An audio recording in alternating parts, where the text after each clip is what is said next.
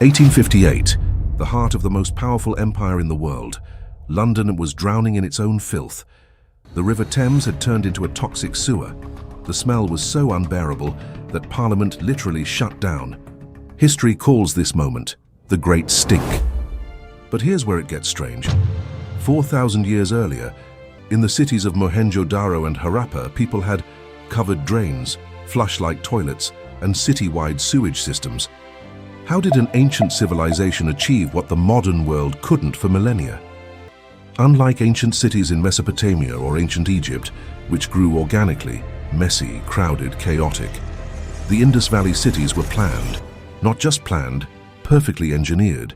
Every street followed a strict grid system, wide main roads, narrow side lanes. Everything aligned like a modern city. But the real genius? The bricks. Every brick used across the civilization followed a standard ratio, 4.2.1. Cities spread across hundreds of kilometers, yet using identical construction units. That's not coincidence. That's coordination. That means there was a system, a network, a level of organization that rivals modern urban planning. Now let's step inside a house in Mohenjo-Daro. You'd expect mud floors and basic living, right? Wrong. Almost every house had a private bathroom. Yes, a bathroom. 4,000 years ago. The floors were carefully sloped, so water naturally flowed toward a drain. And that drain, it didn't just empty outside randomly. It connected to a city-wide sewage system. Brick-lined drains ran beneath the streets, covered with stone slabs, protected, hidden, functional. Even more shocking, they had inspection holes, what we call today manholes. Meaning they didn't just build the system, they planned to maintain it. This wasn't primitive, this was engineering thinking.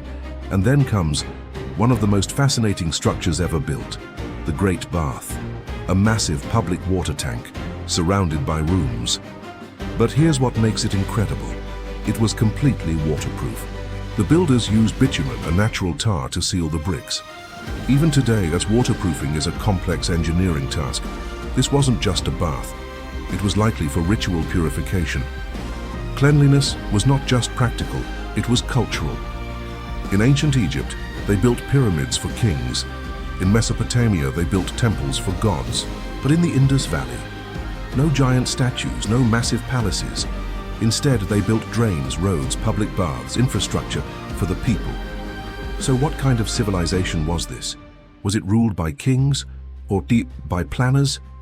Some suggest this might have been one of the world's first technocratic societies, where function mattered more than power. And then it all disappeared.